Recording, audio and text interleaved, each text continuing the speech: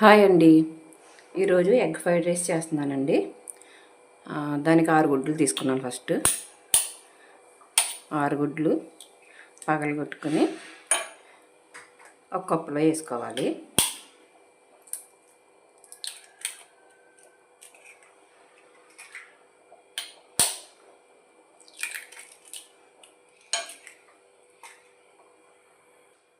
ఇగోండి గుడ్లు పగలగొట్టాను కదా, ఇప్పుడు ఇలా మిక్స్ చేసేసుకోవాలి.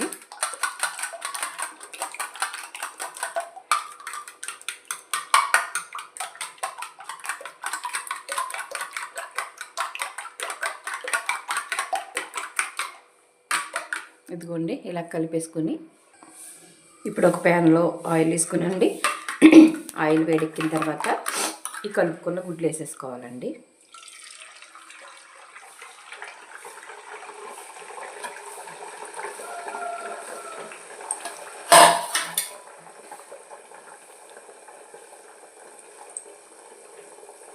ఇప్పుడు ఇలా కలుపుకోవాలి మొత్తం.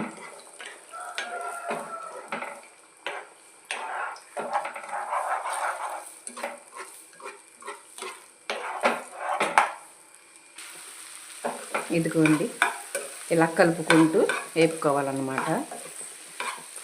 ఇది నేను నా ఓన్గా తయారు చేస్తున్నాను, బయట చేసిన దానిలా కాదు. ఇదిగోండి ఇలా కలుపుకొని ఇలా వేపుకోవాలి. ఇదిగోండి ఇలా బాగా వేగిపోవాలి. చూడండి ఇలా వేగిన తర్వాత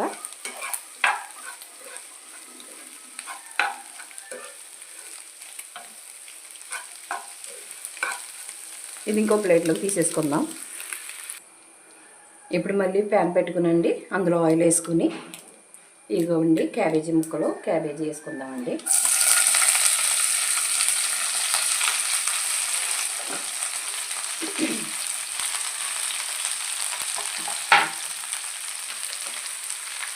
మంట హైలోనే ఉంచుకొని బాగా ఫ్రై చేసుకుందాము. సిమ్లో ఉంచకూడదు, సిమ్లో ఉంచితే ఉడుకుతుంది కానీ ఏగదనమాట. వాటర్ అంతా వచ్చేసి బయటికి ఉడుకుతుంది. ఇలా హైలో పెట్టామంటే ఏగిపోద్ది.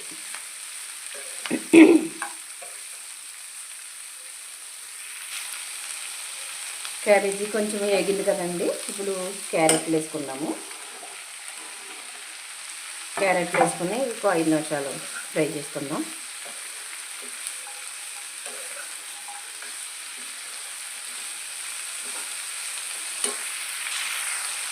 క్యారెట్లు కూడా కాసేపు వేగాయి కదండి, ఇప్పుడు ఉల్లిపాయలు పచ్చిమిరపకాయలు వేసేసుకుందామండి. మొత్తం హైలో ఉంచుకొని తిప్పుతూ వేపుకోవాలి, సిమ్లో పెట్టకూడదు.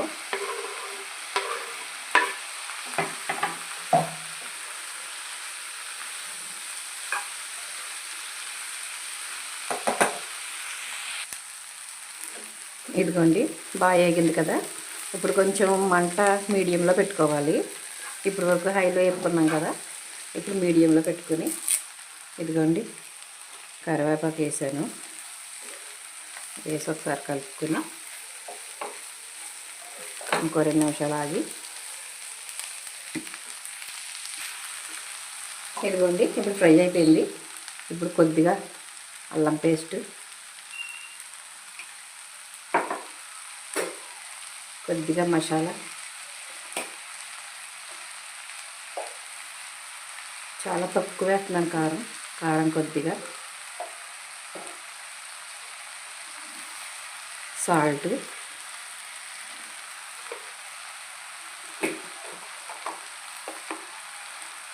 పసుపు వేసుకుని బాగా కలుపుకోవాలండి. ఇప్పుడు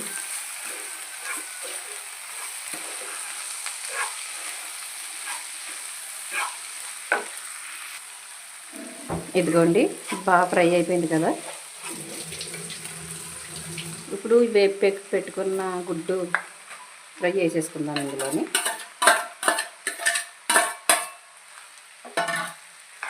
వేసేసుకుని బాగా కలుపుతున్నాము. ఇప్పుడు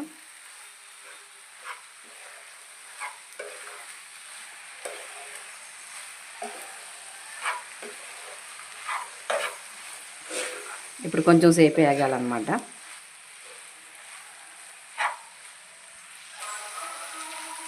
ఇదిగోండి బాగా ఫ్రై అయిపోయింది కదా. ఇప్పుడు దీన్ని తీసేసుకొని ఒక గిన్నెలో పెట్టుకుందాము.